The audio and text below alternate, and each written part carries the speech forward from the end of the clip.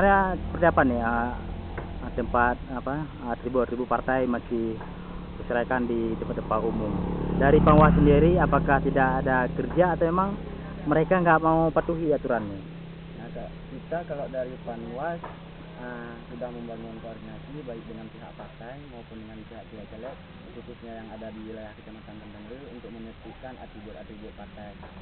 Kita bukannya tidak bekerja, tetapi kita menunggu perintah dari tim kalau misalnya seandainya ada penertiban.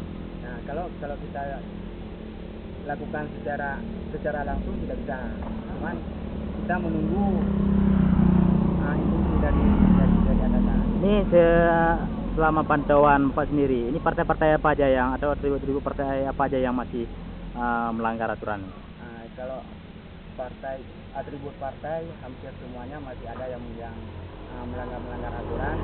Cuman seperti yang kita katakan tadi, kita sudah berkoordinasi dengan caleg-caleg dan pihak-pihak partai untuk menyelesaikan. Dari Panwas sendiri, hasil pantauan itu pelanggaran yang ada di kecamatan ini sendiri berupa apa aja nih? Selain di tempat depan pekarangan rumah sakit. Kalau tempat-tempat di fasilitas negara juga banyak kita lihat, seperti di jembatan, di tiang listrik, dan juga di rambu-rambu jalan.